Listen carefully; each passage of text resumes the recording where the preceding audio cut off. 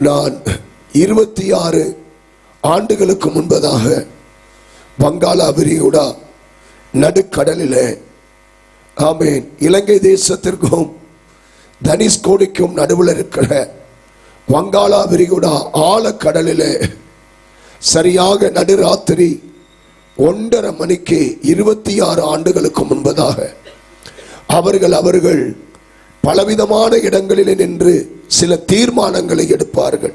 சபையிலே நின்று தீர்மானங்கள் எடுப்பார்கள்.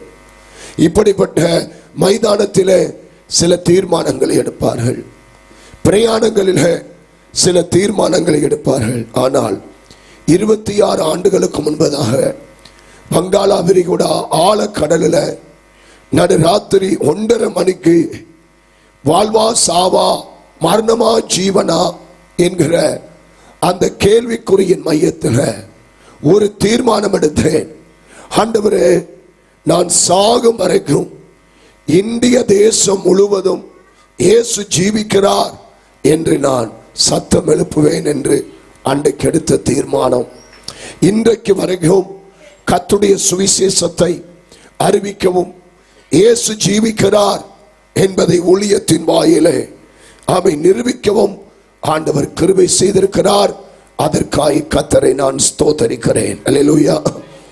அருமையான கர்த்தருடைய பிள்ளைகளே, கடந்த பகலிரவு 4 பகுதியிலே அநேக கர்த்தருடைய வார்த்தைகளை, அநேக சாட்சிகளை ஆண்டவர் நாம மகிமைக்காக நாம் கேட்பதற்கு கர்த்தர் உதவி செய்தார். இந்த இரவு நேரத்திலே ஆண்டவருடைய 2 விதமான கோபத்தை குறித்து நேரம் போதாது. அவை நேரத்துக்கு ஏற்ப தேவனுடைய 2 விதமான கோபத்தை குறித்து நாம் வாசிக்க போகிறோம். எடுத்து வாசிப்போம்.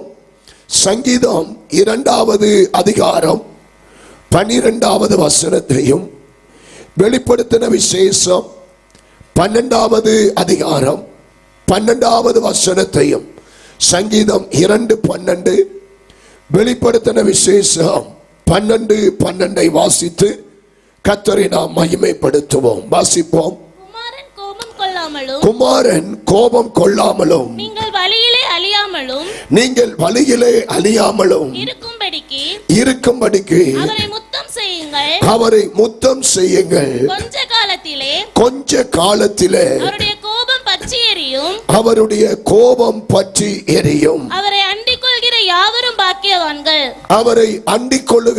யாவரும் பாக்கியவான்கள். வெளிப்படுத்தல் 12:12 வாசிப்போம். ஆகையால் பரலோகங்களே அவைகளில் வாசமாய் இருக்கிறவைகளே களி கூறுங்கள். ரொம்ப சந்தோஷமா ஆராதிச்சீங்க. களி கூறுங்கள். பூமியிலும் சமுத்திரத்திலும் குடியிருக்கிறவர்களே ஐயோ. பூமியில குடியிருக்கிறவனுக்கு ஐயோ, சமுத்திரத்திலே குடியிருக்கிறவனுக்கு ஐயோ. பிசாசானவன் தனக்கு கொஞ்ச காலம் மாத்திரம் உண்டென்று அறிந்து மிகுந்த கோபம் கொண்டு உங்களிடத்திலே இறங்கினபடியா உங்களுக்கு ஆபத்து வரும் என்று சொல்ல கேட்டேன். அல்லேலூயா. கடைசி காலத்திலே நாம் கேட்க வேண்டிய சில சத்தியங்களை ஆண்டவர் இந்த ராத்திரி வேளையிலே நாம் ரட்சிக்கப்பட, நாம் குணப்பட, நாம் மனம் திரும்ப, நாம் பாவத்தை விட்டுவிட, கர்த்தராகிய மெய் தெய்வமான இயேசு கிறிஸ்துவை ஆராதிக்க மனம் திரும்பி ஞானஸ்நானம் எடுத்து பரலோக ராஜ்யத்தை சுதந்தரிக்கும்படிக்கு இன்றைக்கு ஆண்டவர் சில சத்தியங்களின் வாயிலாக கர்த்தர் நம்மோடு பேச விரும்புகிறார். அல்லேலூயா. கடைசி காலத்தினுடைய அடையாளங்கள், இயேசுவின் வருகைக்கான அடையாளங்கள் உலகத்திலே 100% துல்லியமாக நடந்து கொண்டிருக்கிறது. அருமையான கர்த்தருடைய பிள்ளைகளே, இன்றைக்கு எங்க பார்த்தாலும் ஒரு சத்தம் தொனித்துக் கொண்டிருக்கிறது. கடைசி காலம், கடைசி காலம், அழிவின் காலம் என்கிற சத்தம் எல்லா இடங்களிலுமே கேட்டுக்கொண்டிருக்கிறது. கர்த்தராகிய இயேசு கிறிஸ்துடைய வருகையை குறித்து சொல்லப்பட்ட அனைத்து தீர்க்கதரிசிகளும் துல்லியமாய் நாடுகளிலே இன்றைக்கு நிறைவேறிக் கொண்டிருக்கிறது. ஆண்டவராகிய தேவன் எந்த ஒரு காரியத்தையும் அவர் முன்னறிவிக்காமல் அவர் செய்யவே மாட்டார். இயேசு கிறிஸ்துடைய பிறப்பு, அவர் பிறப்பதற்கு முன்பதாய் எத்தனையோ ஆண்டுகளுக்கு முன்பதாக அவருடைய பிறப்பு முன்னறிவிக்கப்பட்டது. அது அப்படியே நடந்தது. இயேசு கிறிஸ்துடைய மரணம், அவர் பிறப்பதற்கு முன்பதாக அவருடைய மரணம் முன்னறிவிக்கப்பட்டது. அது அப்படியே நடந்தது. அதே போல இயேசு கிறிஸ்துடைய உயிர்த்தெழுதல் முன்னறிவிக்கப்பட்டது. அது அப்படியே நடந்தது. நல்லா கவனிங்க, இந்த 3 செய்தியும் ஏற்கனவே முன்னறிவிக்கப்பட்டு 100% அது துல்லியமாய் நடந்தது. பிறப்பு ஆமென் அறிவிக்கப்பட்டது, நடந்தது. மரணம் முன்னறிவிக்கப்பட்டு நடந்தது. உயிர்த்தெழுதல் முன்னறிவிக்கப்பட்டு நடந்தது. இன்னும் ஒரே ஒரு செய்தி தான் முன்னறிவிக்கப்பட்டாச்சு, இன்னும் நடக்கவில்லை. அதற்காக தான் இன்றைக்கு சபை காத்து கொண்டிருக்கிறது. அதுதான் இயேசு கிறிஸ்து மீண்டும் வரப்போகிறார். அல்லேலூயா. ஏற்கனவே அறிவிக்கப்பட்ட அந்த 3 செய்தியில ஏதாவது ஒன்றில குற்றம் நடந்திருந்தால், தவறு நடந்திருந்தால், 4வது செய்தியை நான் விசுவாசிக்க தேவையில்லை. ஆனால் அறிவிக்கப்பட்ட 4 செய்திகளிலே அவை 3 செய்திகள் நடந்தது உண்மையானால், 4வது தீர்க்க தரிசனமாய் அறிவிக்கப்பட்ட இயேசுவின் வருகைக்கான முன்னறிவிப்பு அவன் நடக்க போவது உண்மையிலும் உண்மை. அல்லேலூயா. ஆனபடியினால் இந்த கடைசி காலத்திலே 2 விதமான கோபம் உலகத்திலே தாண்டவம் ஆடிக்கொண்டிருக்கிறது. இன்னும் அதிகமாய் தாண்டவம் ஆட போகிறது. ஆனபடியினால் அருமையான கர்த்தருடைய பிள்ளைகளே, நாம் ஜீவிக்கிற இந்த உலகத்திலே, இந்த உலகம் தன்னுடைய இறுதி நாளை நோக்கி நகர்ந்து கொண்டிருக்கிறது.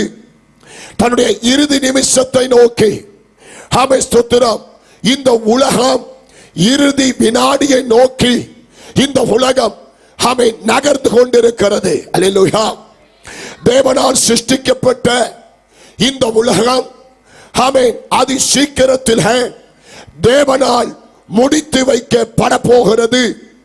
இந்த உலகத்திற்கு சிருஷ்டிப்பின் நாள் என்று ஒன்று உண்டானால், இந்த உலகத்திற்கு அழிவு நாள் என்று ஒன்று உண்டு.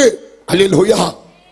யார் இந்த உலகத்தை படைத்ததோ, யார் இந்த உலகத்தை சிருஷ்டித்ததோ, சிருஷ்டித்த அந்த சிருஷ்டிகரே, உலகத்தை ஆரம்பித்த அந்த சிருஷ்டிகரே அதி சீக்கிரத்திலே இந்த உலகத்தை அவர் முடித்து வைக்க போகிறார். அல்லேலூயா.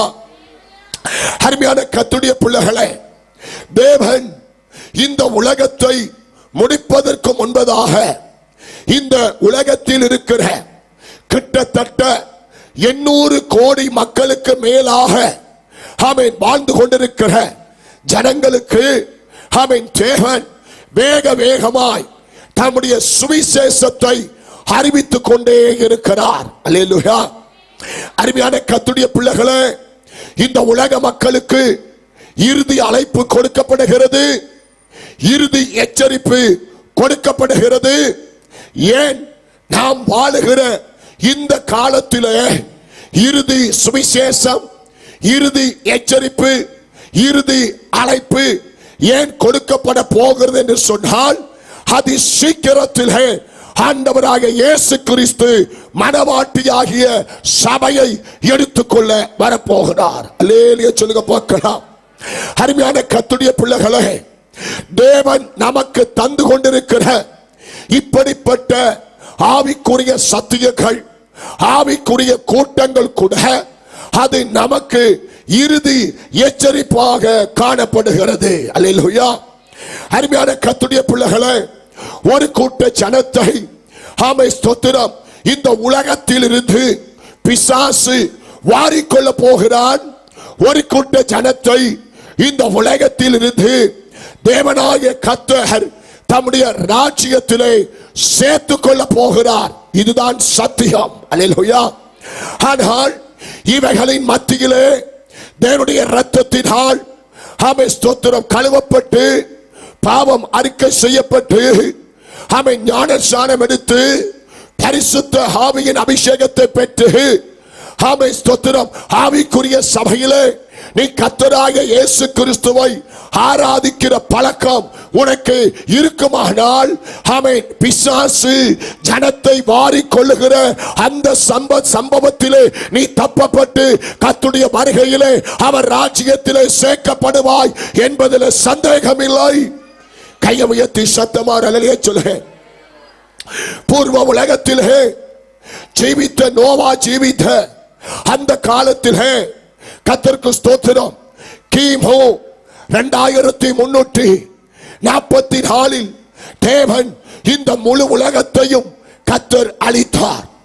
கிமு 2344 இந்த முழு உலகத்தையும் கர்த்தர் அளிக்கும் போது 8 பேரை மாத்திரம் ஆண்டவர் மீதம் வைத்து மீதி எல்லா ஜனங்களையும் கர்த்தர் அளித்தார். அந்த செய்தி கட்டாய நம்ம எல்லாருக்கும் தெரிந்த செய்தி. அல்லேலூயா. அன்பு கர்த்தருடைய பிள்ளையே, முழு உலகத்தையும் அன்றைக்கு கர்த்தர் அளிக்கும் போது முழு உலகத்தையும் மக்களை பார்த்து ஆண்டவர் விசனப்பட்டு முழு உலகத்தின் மேலே அன்றைக்கு தேவ கோபம் இறங்கினது. ஆனால் ஆமே ஸ்தோத்திரம் ஒரே ஒரு குடும்பம் 8 பேர் மேலே கர்த்தருடைய கண்களிலே இரக்கம் கிடைத்தது. அருமையான கர்த்தருடைய பிள்ளையே, கர்த்தர் ஸ்தோத்திரம். ஆனால் ஆண்டவர் முழு உலகத்தையும் அழிப்பதற்கு முன்பதாக நோவாவை கொண்டு ஆமே ஸ்தோத்திரம் சுவிசேஷத்தை கர்த்தர் அன்றைக்கு உலகத்திற்கு ஆண்டவர் எச்சரித்துக் கொண்டே இருந்தார். அல்லேலூயா. நோவாவின் பிரசங்கத்திற்கு ஒரு மனிதன் கூட அன்றைக்கு செவி கொடுக்கவில்லை, காத்திருக்கவில்லை. நோவாவின் பிரசங்கத்திற்கு ஒரு மனுஷன் கூட கீழ்ப்படியவில்லை, செவி திறக்கவில்லை, கீழ்ப்படியவில்லை. நோவாவின் பிரசங்கத்தை அன்றைக்கு கேட்டவர்கள் பரியாசம் செய்தார்கள். அதே போலதான் இன்றைக்கு கடைசி காலத்திலே ஆவிக்குரிய சபைகள், பெந்தகோஸ்தே சபைகள் உலகத்தின் அழிவை குறித்து, மனுஷனுடைய முடிவை குறித்து, இயேசுவின் வருகையை குறித்து, பரலோகத்தை குறித்து, நரகத்தை குறித்து இன்றைக்கு கர்த்தர் இப்படிப்பட்ட ஆவிக்குரிய கூட்டங்களின் மூலமாய் கடைசி காலத்தை குறித்து கர்த்தர் எச்சரித்துக் கொண்டிருக்கிறார். அன்றைக்கு எப்படி நோவாவின் பிரசங்கத்தை கேட்டு பரியாசம் செய்தார்களோ அதே போல இன்றைக்கும் ஆமென் பரியாசம் செய்கிறார்கள். அன்றைக்கு எப்படி கடைசி கால செய்தியை கேட்டு, அழிவின் செய்தியை கேட்டு அவர்கள் கீழ்ப்படியாமல் வாழ்ந்தார்களோ இன்றைக்கும் அதே போல என்னதான் சத்தியத்தை கேட்டாலும் கீழ்ப்படியாத ஜென்மங்கள் உலகத்திலே இருக்கிறார்கள். அன்றைக்கு எச்சரிப்பின் செய்தியை கேட்டு அவர்கள் கடவுளுக்கு பயம் இல்லாத ஒரு வாழ்க்கை வாழ்ந்தார்களோ அதே வாழ்க்கை இன்றைக்கு ஜனங்கள் வாழ்ந்து கொண்டிருக்கிறார்கள். அல்லேலூயா. அன்பு கர்த்தருடைய பிள்ளைகளே, அன்றைக்கு முழு உலகத்திற்கும் சுவிசேஷத்தை சொல்லுவதற்காய் கர்த்தர் ஒரே ஒரு நோவாவை ஆண்டவர் தெரிந்தெடுத்தார். ஆனால் இன்றைக்கோ முழு உலகத்திற்கோ சுவிசேஷத்தை சொல்ல நோவாக்கள் ஆகிய எத்தனையோ பரிசுத்தவான்களை, சபை தலைவர்களை, ஆவிக்குரிய தலைவர்களை கர்த்தர் எழுப்பி இருக்கிறார். கையை உயர்த்தி சொல்லுங்க பார்க்கலாம். ஒரே ஒரு முழு உலகத்திற்கு சுவிசேஷத்தை சொன்ன ஒரே ஒரு நோவா அன்றைக்கு எழுப்பப்பட்டார்கள். அந்த ஒரு நோவா சுவிசேஷத்தை சொல்லி அவர்கள் கேட்காம போனதற்கு அந்த நிலைமை என்றால் இன்றைக்கு இத்தனை நோவாக்கள் கர்த்தரால் அபிஷேகம் பண்ணப்பட்டு தேசத்தில் அனுப்பப்பட்டு கடைசி கால சத்தியத்தை சொல்லுகிறார்களே, நாம் கீழ்ப்படியாவிட்டால், நாம் செவி கொடுக்காவிட்டால் ஐயோ நம்முடைய முடிவு நோவாவின் காலத்தின் முடிவை காட்டிலும் மிகவும் பரிதாபமாய் இருக்குமே. ஜாக்கிரதை, மனம் திரும்பி ஞானஸ்நானம் எடுத்து ஆவிக்குரிய சபைக்கு போ. கர்த்தருடைய வருகையில் நீ சேர்த்துக் கொள்ளப்படுவாய். கரங்களை உயர்த்தி சத்தம் அல்லேலூயா சொல்லுவோம். அருமையான கர்த்தருடைய பிள்ளைகளே, கர்த்தருக்கு ஸ்தோத்திரம். பாவத்தின் நிமித்தமாக தேவன் மனுஷனுக்கு எதிரியாக மாறினார். ஒரு வேதனையான செய்தி என்ன தெரியுமா? பிசாசு மனுஷனுக்கு எதிரியாய் மாறலாம், கர்த்தர் பார்த்துக் கொள்ளுவார். ஆனால் கர்த்தர் மனுஷனுக்கு எதிரியாய் மாறினார், ஐயோ அவன் முடிவு பரிதாபம். அல்லேலூயா. இன்றைக்கு தேசத்தை பார்க்கும் போது, ஆவிக்குரிய வட்டாரங்களை பார்க்கும் போது, கிறிஸ்தவர்களுடைய பெந்தகோஸ்தே மக்களுடைய நடவடிக்கைகள், பழக்க வழக்கங்களை பார்க்கும் போது, தேவனாகிய கர்த்தர் மனுஷனுக்கு எதிரியாக மாறிக்கொண்டிருக்கிறார். அல்லேலூயா. பாவத்தின் நிமித்தமாக தேவன் முழு குடும்பங்களுக்கும் அவர் எதிரியாய் மாறிக்கொண்டிருக்கிறார். பூமிக்கு தேவனாகிய கர்த்தர் எதிரியாக மாறிக்கொண்டிருக்கிறார். கர்த்தருக்கு ஸ்தோத்திரம். ஆனபடியினால் ஆண்டவருடைய ஒரு பெரிய விருப்பம் என்ன? நான் இருக்கிற இடத்திலே என்னுடைய பிள்ளைகள் இருக்க வேண்டும். அல்லேலூயா. எங்கிருந்து வந்தோமோ ஒரு நாளைக்கு கட்டாயம் நாம் அங்கே செல்ல வேண்டும். அல்லேலூயா. அருமையான கர்த்தருடைய பிள்ளையே, ஆமென், ஸ்தோத்திரம். தேவன் இருக்கிற இடம் ஆமென் நித்தியமான இடம். இந்த கடைசி நாட்களிலே கர்த்தர் நம்மை நித்தியத்திலே அழைத்து கொண்டு போக இயேசு வரப்போகிறார். அல்லேலூயா. தேவன் வாசம் பண்ணுகிற இடம் அது நித்தியமானது. அதே சமயத்தில் நான் உங்களுக்கு 2 கோபத்தை காண்பிக்கிறேன். அதே சமயத்தில் நான் உங்களுக்கு 2 நித்தியத்தை நான் காண்பிக்கிறேன். ஆமென், ஸ்தோத்திரம். தேவன் இருக்கிற இடமும் நித்தியமானது, பிசாசு இருக்கிற நரகமும் அது நித்தியமானது. நரகமும் நித்தியமானது, பரலோகமும் நித்தியமானது. அல்லேலூயா. பாவத்தை விடு, தீமையை விடு, மனம் திரும்பு, ரட்சிக்கப்படு, ஞானஸ்நானம் எடு, ஆவிக்குரிய சபையிலே கர்த்தரை ஆராதி என்று நாங்கள் உங்களை கட்டாயப்படுத்தவில்லை. ஆனா உனக்கு அறிவு இருக்கா?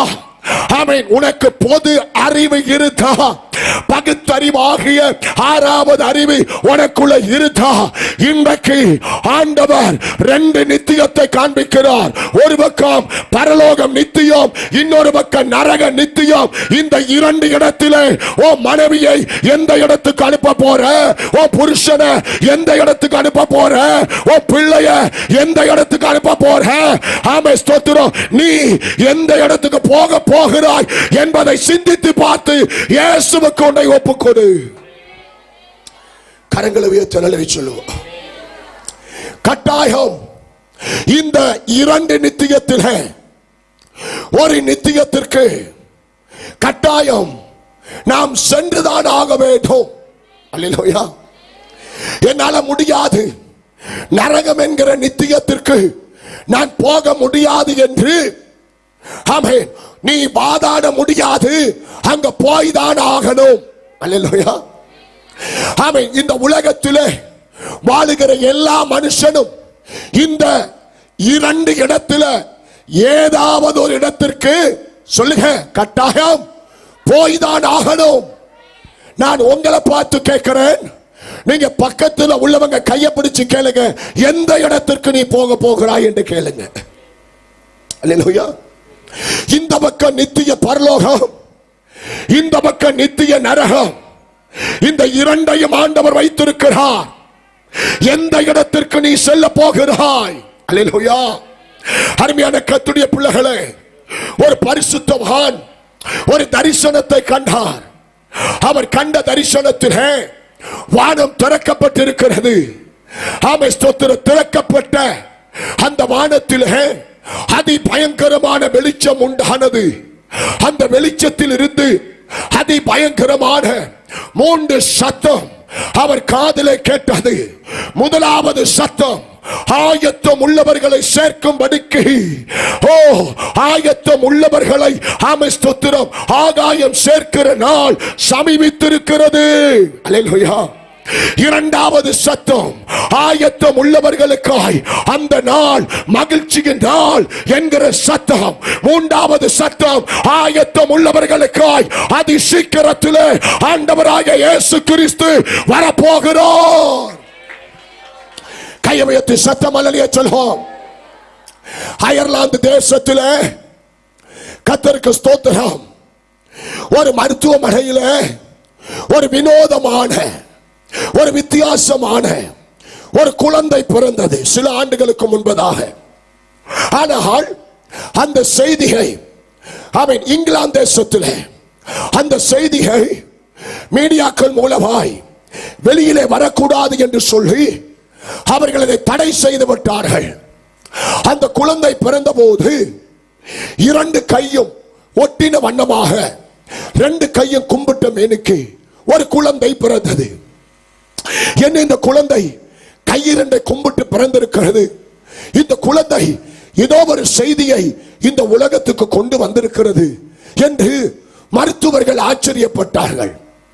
தாயிடத்தில் தகப்பனிடத்தில் அந்த பிள்ளையை காண்பித்தார்கள். அம்மா தகப்பன், உங்க மகனை பாருங்க, ரெண்டு கையும் ஒட்டி இருக்கிறது, அதனால் இவனுக்கு எந்த பலன் இல்லை.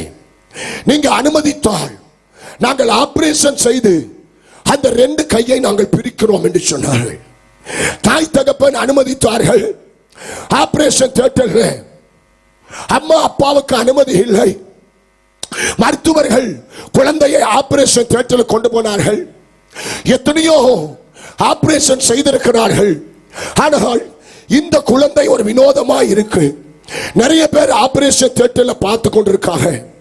அந்த இரண்டு கரத்தை வெட்டி ஆபரேஷன் செய்து இரண்டாக பிரித்தார்கள். பிரித்த போது அந்த கரத்தினுடைய உள்ள கையில வானத்தில் இருக்கிற ஸ்கை ப்ளூ கலர்ல ஏதோ ஒரு தழும்பை போல ஒரு அடையாளம் தெரிந்தது. என்ன ரெண்டு உள்ள கைகளை அழகான ரோஸ் கலர் கை, இந்த கரத்தில் ஒரு தழும்பு தெரிகிறது என்று மச்சம் என்று நினைத்து சாதாரணமாய் நினைத்தார்கள். நல்லா உற்று கவனித்தால் அந்த கையில ஏதோ ஒரு செய்தி இருக்கிறது. ஆமென். அந்த எழுத்து சரியாக தெரியவில்லை. ஆனால் அவர்கள் டெலஸ்கோப் மூலமாய் அந்த உள்ள கையில ஸ்கை ப்ளூ கலர்ல இருக்கிற அந்த தழும்பை பார்த்தா அதுல ஒரு எழுத்து இருக்கிறது. என்ன எழுத்து என்று பார்த்தால், இயேசு அதி சீக்கிரம் வரப்போகிறார். இந்த செய்தி அந்த குழந்தையின் மூலமாய் இயேசுவின் வருகை குறித்த செய்தி அந்த ஆபரேஷன் தியேட்டர்ல அது வெளிப்பட்ட அடுத்த நிமிஷம் அந்த குழந்தை செத்துவிட்டது. ஆமென். அப்படியானால் ஆண்டவராகிய இயேசு கிறிஸ்து தம்முடைய வருகையை குறித்ததான அடையாளத்தை இந்த நிமிஷம் வரைக்கும் ஆண்டவர் வெளிப்படுத்துகிறார். ஏன் தெரியுமா? நீ நரகத்துக்கு போயிடக்கூடாது, அக்கினி கந்தகத்துக்கு போயிடக்கூடாது. உன் குடும்பம் எப்படியாவது ரட்சிக்கப்பட்டு ஆவிக்குரிய சபையிலே ஆராதித்து சத்தியத்தை கேட்டு ஆமென் நித்திய பரலோகமாகிய அவர் இருக்கிற அந்த வாசஸ்தலத்திற்கு நீ வர வேண்டும் என்று இந்த நிமிஷம் வரைக்கும் ஆண்டவர் இயேசு அவருடைய வருகையை குறித்த அடையாளத்தை அவர் சாமி காண்பித்துக் கொண்டே இருக்கிறார். உனக்காக எனக்காக. கரங்களை உயர்த்தி சொல்லுவோம். நம்ம விளையாண்டு கொண்டிருக்கிறோம். பைபிளை கையில தூக்கிட்டு விளையாண்டு கொண்டிருக்கோம். சபையில போய் விளையாண்டுகிட்டு இருக்கிறோம். நமக்குள்ள ஒரு வேகம் வரல, நமக்குள்ள ஒரு சீரியஸ் வரல. இன்னும் சபையில உட்கார்ந்துகிட்டு காய்ச்சலுக்கும் தலைவலிக்கும் வயிற்று வலிக்கும் உபவாசம் பண்ணி ஜெபம் பண்ணி கொண்டிருக்கிறோம். ரெண்டு விதமான கோபம் இந்த உலகத்தில் இறங்க போகிறது. அல்லேலூயா.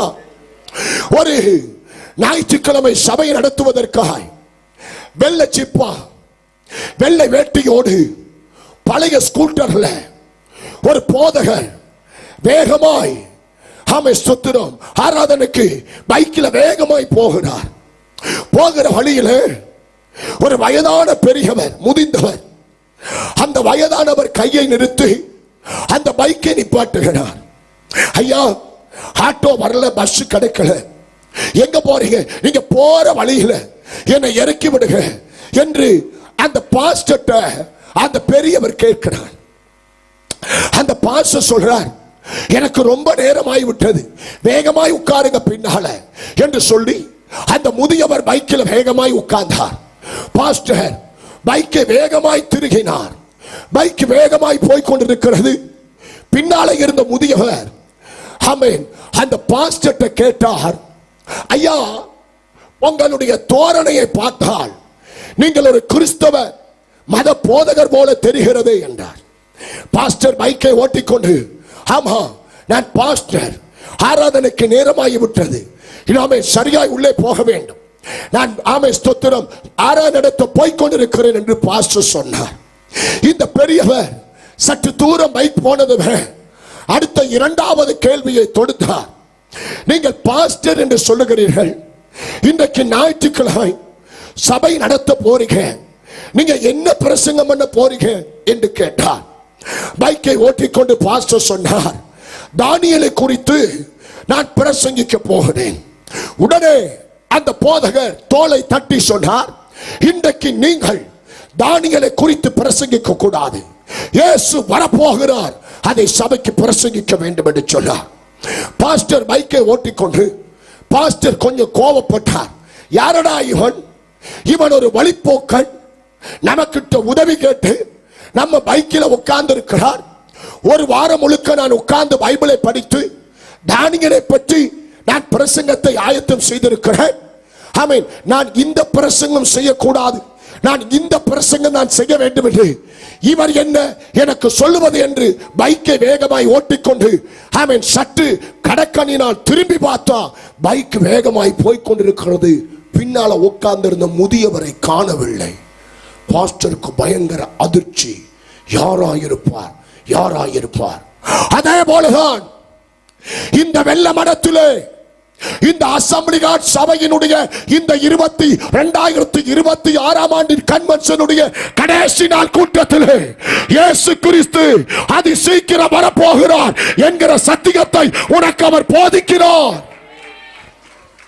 இன்றைக்கும் அவருடைய வருகையை குறித்து ஆண்டவர் உலகத்திற்கு அவர் காண்பித்துக் கொண்டே இருக்கிறார். அல்லேலூயா. இந்த கடைசி காலத்தில் இந்த பூமியானது அதி சீக்கிரத்தில் 2 விதமான கோபத்தை சந்திக்க போகிறது.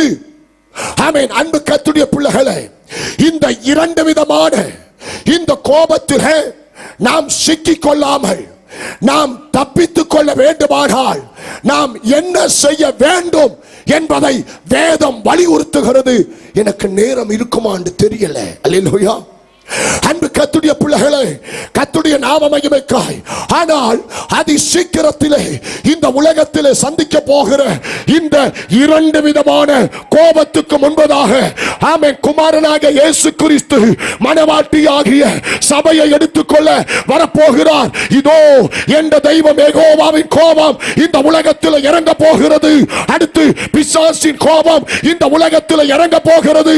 அதற்கு முன்பதாக இயேசுவின் வருகை இருக்கும். நீ ஆயத்தமாய் இருந்தால் கர்த்தர் உன்னை அவருடைய வருகைகளை சேர்த்துக் கொள்ளுவார். தேவனுக்கு மகிமை உண்டாகட்டும். அல்லேலூயா சொல்லுங்க பார்க்கலாம். ஆமென். அன்பு கர்த்தருடைய பிள்ளைகளே, ஒன்று குமாரன் இயேசு கிறிஸ்துடைய கோபம், 2 இந்த உலகத்தை மோசம் போக்கின பழைய பாம்பாகிய வலுசற்பமாகிய சாத்தானுடைய கோபம். அல்லேலூயா. தேவனுடைய கோபம் என்றால் என்ன, பிசாசினுடைய கோபம் என்றால் என்ன என்பதை குறித்து ஒரு சரியான வேத அறிவு நமக்கு தேவைப்படுகிறது. அல்லேலூயா. தேவனுடைய சாயலிலே படைக்கப்பட்ட இந்த மனிதன், தேவனுடைய ரூபத்தின்படி படைக்கப்பட்ட இந்த மனிதன், தேவனுக்காக படைக்கப்பட்ட இந்த மனிதன், தேவனை பிரியப்படுத்த வேண்டிய இந்த மனிதன், தேவனோடு வாழ வேண்டிய இந்த மனிதன், தேவனுடைய பிரமாணங்களை, கட்டளைகளை, நியமனங்களை கை கொள்ள வேண்டிய இந்த மனிதன் தன்னை கெடுத்துக் கொண்டதினால் தேவ கோபம் வருகிறது.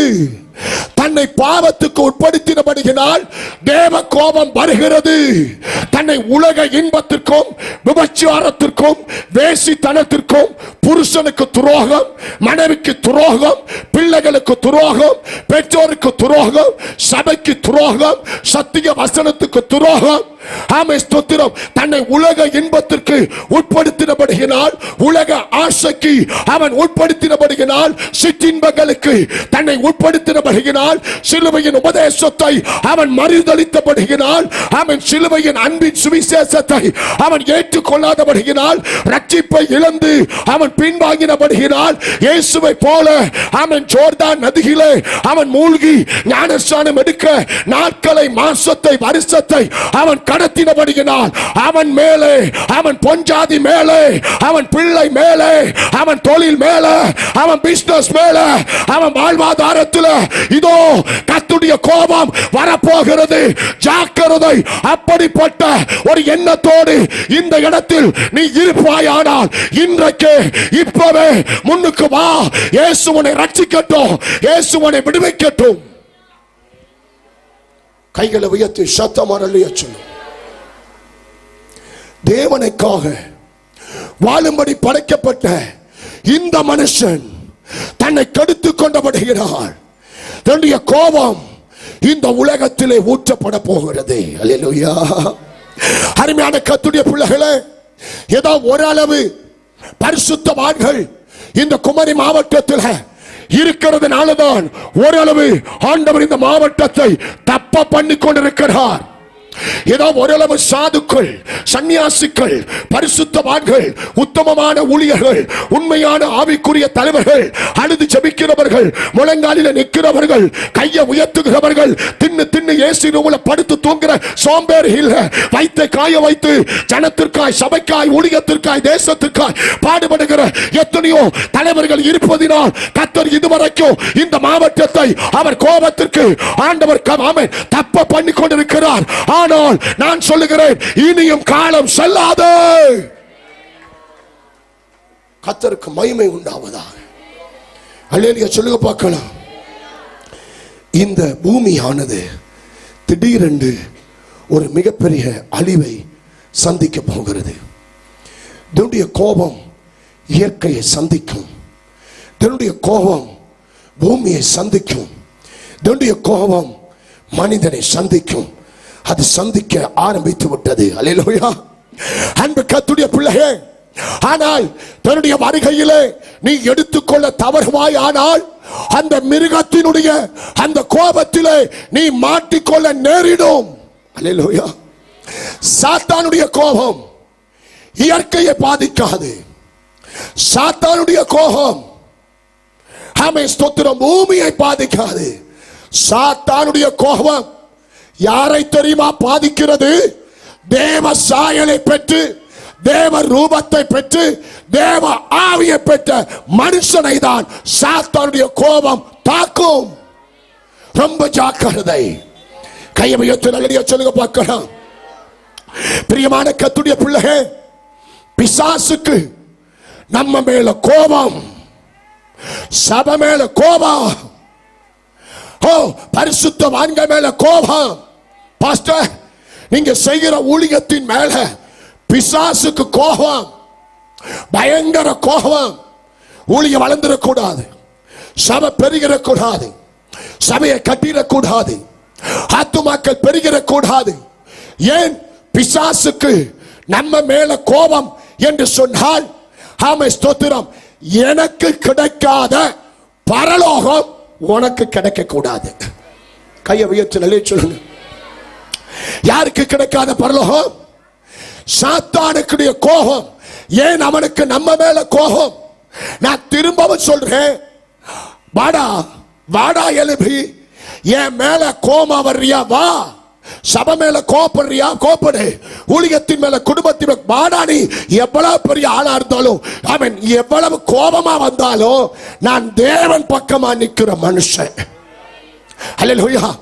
அவன் என்னதான் நம்மளை தாக்க, நம்மளை கெடுக்க, நம்மளை பழிவாக, நம்ம பரிசுத்தத்தை சோதிக்க அவன் என்னதான் நம்ம பக்கத்தில் வந்தாலும் நாம் தைரியமா வாடான்னு சொல்லலாம். ஏனா இந்த பக்கம் ஒருத்தர் இருக்கிறார் என்கிற தைரியத்தில் வாடா.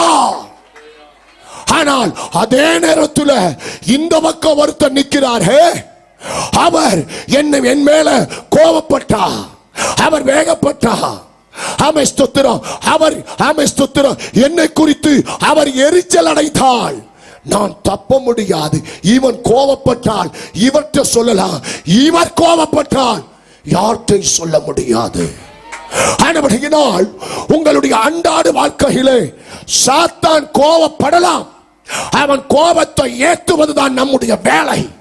அல்லேலூயா, ஆமென் ஸ்தோத்திரம். ஆனா அதே நேரத்தில் இந்த பக்கம் ஒருத்தர் இருக்கிறார், இவர் கோபப்படாத அளவுக்கு ஆவியை காத்துக்கோ, ஆத்துமாவை காத்துக்கோ, சரீரத்தை காத்துக்கோ, ரட்சிப்பை காத்துக்கோ, அபிஷேகத்தை காத்துக்கோ, பரிசுத்தத்தை காத்துக்கோ, அவன் பிரதிஷ்டையை உடைக்காம காத்துக்க. இவர் கோபப்பட்டார்னா நீ 4 மாடி இல்ல 8 மாடிக்கு போனாலும் உன்னை ஒரு பையனை காப்பாற்ற முடியாது. இவர் கோபப்பட்டார்னா நம்மளால வாழ முடியாது. ஆனால் இந்த பக்கம் என்னுடைய வேலையே நம்ம மேல கோபப்படுவது. பரலோகத்தில் இருந்தான், நல்ல ஒரு இடத்துல இருந்தான், சிங்காசனத்தில் இருந்தான்.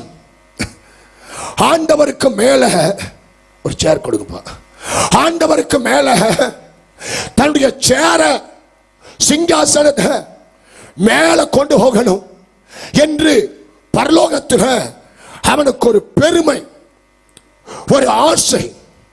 பிசாசுக்கு என்ன ஆசை பரலோகத்தில்? பதவி ஆசை. சொல்லுங்க, என்ன ஆசை? பதவி ஆசை.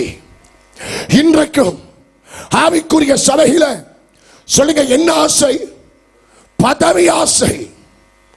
பெந்தகோஸ்தே வட்டாரத்தில் ஆவிக்குரிய பகுதியில் எதுக்கு எனக்கு சபையில் சண்டை போடுறான்? சொல்லுங்க, எதுக்கு? சேருக்கு சண்டை போடுறான். அல்லேலூயா. வேணா கடையில் 600 ரூபா கொடுத்து ஒரு சேரை தலையில தூக்கிட்டு போ. பாஸ்டர் எனக்கு சேர் போடல, பாஸ்டர் எனக்கு மைக்கு கொடுக்கல, பாஸ்டர் எனக்கு ஜபம் கொடுக்கல. வந்திருக்கிற எல்லாருக்கும் ஜபத்தை கொடுத்தா நான் வந்த வேலை செய்யாம நான் படுக்க பஸ் சரி ஓட வேண்டியதுதான். பாஸ்டர் எனக்கு அது கொடுக்கல, இதை கொடுக்கல. எவனாச்சு சபையில பாஸ்டர் என்னை சர்ச்சை பெருக்க விடல, பாத்ரூமை கழுவ விடல, ஒட்டரை அடிக்க விடல அப்படின்னு கோபப்பட்டு இருக்கானா? இல்ல. பிசாசினுடைய கோபம் பதவி. எனக்கு பதவி கிடைக்கணும், ஆண்டவருக்கு மேல என் சேரை கொண்டு போகணும். ஆசைப்பட்டான், பெருமை அடைத்தான், பதவி வெறி இருந்தது. கர்த்தர் மேல இருந்து அவனை கீழே தள்ளினார். உடனே தீர்மானம் பண்ணினார், மேல இருந்த என்ன நீங்க கீழே தள்ளிட்டு கீழே உள்ளவனை எங்க கொண்டு போறீங்க? விடுவானா? விடுவானா? நம்ம மண்ணு, அவன் மண்ணு இல்ல, அவன் விசித்திர வினோத மார்னிங் ஸ்டார், சூப்பர் ஸ்டார். உலகத்தில் எவனோ சூப்பர் ஸ்டார் இருக்கிறான். ஆனா பைபிள் சொல்லுது, பிசாசு யார் தெரியுமா? அதிகாலை மகனாகிய, சொல்லுங்க, விடிவெள்ளி மார்னிங் ஸ்டார். தேவனால் விசித்திர வினோதமாய் படைக்கப்பட்டவன். ஆனா நம்ம யார் தெரியுமா? நம்ம யார் சொல்லுங்க? மண்ணாங்கட்டி. பக்கத்துல பார்த்து கைப்பிடிக்க, நீ ஒரு மண்ணாங்கட்டி, நான் ஒரு உண்மைதானுங்க. தேவன் மண்ணை எடுத்து தூவி மனுஷனை படைச்சாரா? மண் எடுத்து பிடிச்சாரா? மண் எடுத்து பிடிச்சா அந்த செகண்டே நம்ம யார் தெரியுமா? மண்ணாங்கட்டி. சொல்லுங்க, நீ ஒரு மண்ணாங்கட்டி, நான் ஒரு மண்ணாங்கட்டி. இந்த மண்ணாங்கட்டிக்கு இப்படிப்பட்ட ஒரு ரட்சிப்பு வந்துச்சுன்னா அந்த மன்னவன் உள்ளே வந்திருக்கிறார், அந்த பரிசுத்தர் உள்ளே வந்திருக்கிறார். மேல இருந்து உடனே பார்த்தா, மை லார்ட், ஒத்துக்கிறேன், நான் ஒத்துக்கிறேன், இந்த யுத்தத்தில் நீங்க தான் வின்னர். யார் சொல்றது? சூப்பர் ஸ்டார் சொல்றான். இந்த யுத்தத்தில் நீங்க தான் ஜெயிச்சிட்டீங்க, ஆனா உங்களோட யுத்தம் செய்ய என்னால முடியாது. நீங்க ஜெயிச்சிட்டீங்க. ஆனா இனிமே கொஞ்சம் ஒதுங்கி நில்லுங்க, கொஞ்சம் வெயிட் பண்ணி வேடிக்கை பாருங்க. இனி உங்களுக்கும் எனக்கும், உங்க சேனைக்கும் எனக்கும் இனி யுத்தம் இல்ல. இனி என்னுடைய யுத்தம் யாரோடு? மனுஷனோடு. அல்லேலூயா. அதனால்தான் இன்றைக்கு பிசாசு சபைகளோடு போராடுகிறான், ஊழியர்களோடு போராடுகிறான், ஆவிக்குரிய பிள்ளைகளோடு போராடுகிறான். எப்படியாவது உன்னை பாவத்தில் கவுக்கணும், அசுத்தத்தில் விழுத்தணும், தீமையில கட்டணும், உன்னை எப்படியாவது அந்த நித்திய நரகத்திலே உன்னை தள்ள வேண்டும் என்று அவன் கோபத்தோடு வந்திருக்கிறான். அல்லேலூயா. மேல இருந்துகிட்டு ஆண்டவருக்கு மேல பதவி வெறி பிடிச்சி சேர மேல கொண்டு போக ஆசைப்பட்டான். இன்னைக்கும் இதே பிரச்சனை தான். ஆண்டவர் இயேசு ஒரு ஸ்டோரி, பரலோகத்தில் சிங்காசனத்தில் உட்கார்ந்திருந்தார். இப்படி கொஞ்சம் சாயாம ஆட்டுக்குட்டியானவர் சிங்காசனத்தில் நுனிச்சேரில் உட்கார்ந்திருந்தார். பரலோகத்தின் கதவுகள் திறக்கப்பட்டது. இந்த பக்கம் வாசலை திறந்து பார்த்தா அமெரிக்க நாட்டுக்காரன் வர்றான். உடனே இயேசு எழும்பி, வாங்க என் பிள்ளைகளே, உங்களுக்கு இருக்கிற வாசஸ்தலத்துக்கு போங்கன்ட்டு மறுபடி வந்து உட்கார்ந்தார். இந்த பக்கம் பார்த்தா ஆப்பிரிக்கா நாட்டுக்கார மக்கள் வர்றாங்க. அல்லேலூயா ஓசன்னான்னு எழும்பி போய், வெல்கம் வெல்கம், வாங்க உங்களுக்கு இருக்கிற வாசஸ்தலத்துக்கு போங்கன்னு உட்கார்ந்தார்.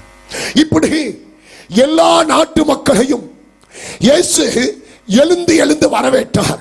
கடைசியா தமிழ்நாட்டிலிருந்து நம்ம ஆளு பின்னால உடைச்சிட்டு வர்றாயா வாசல. நம்ம ஆளு எப்பயுமே நேரம் வர மாட்டான். நம்ம ஆளு எப்பயுமே நேரம், அந்த குறுக்கு புத்தி இருக்குல்ல, அந்த குறுக்கு வழியில போலாமா. பின்னால திடீர்னு ஒரு சத்தம் பார்த்தா தமிழ்நாட்டில இருந்து தமிழர் எல்லாம் வர்றான். இவனை பார்த்ததுமே நுனிச்சேர்ல இருந்த தெய்வம் பின்னால போய் நல்லா பிடிச்சி சேர பிடிச்சிட்டார், நல்லா சாஞ்சி இருக்க பிடிச்சிட்டார்.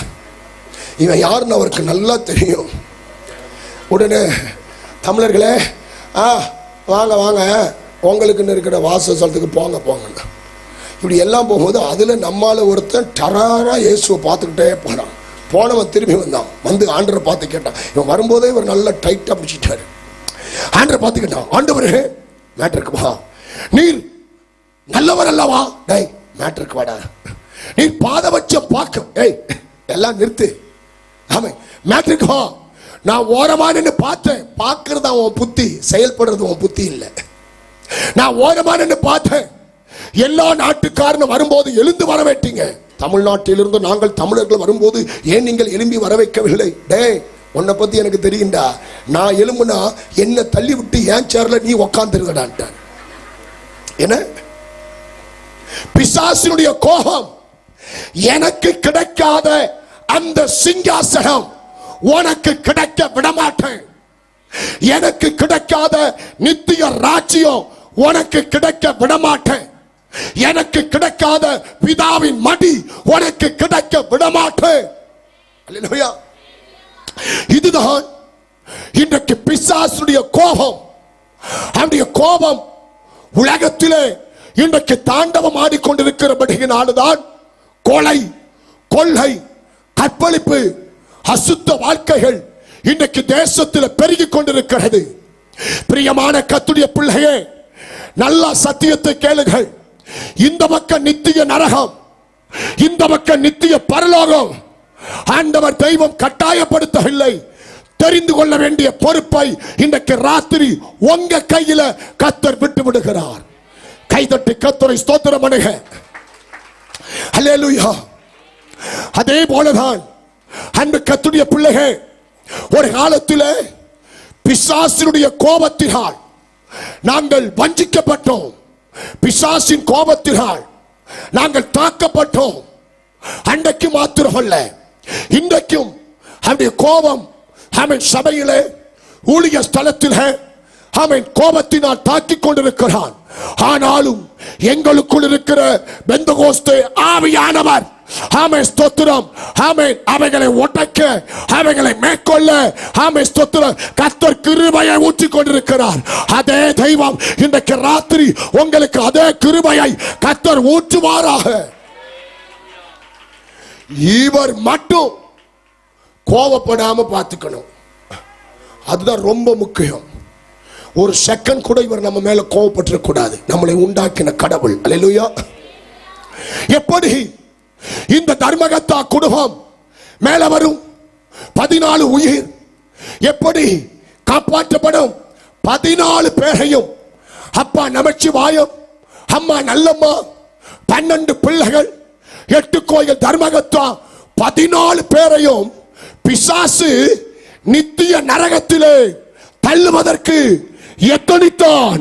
ஆனால் என் பெருமான் ஆண்டவராகிய இயேசு கிறிஸ்துவோ இந்த 14 உயிரை அவர் காப்பாற்றி, அவர் ரட்சித்து, பாவத்தை மன்னித்து, நித்திய பரலோக ராஜ்யத்திற்காய் கர்த்தர் எங்களை ஆயத்தப்படுத்திக் கொண்டிருக்கிறார்.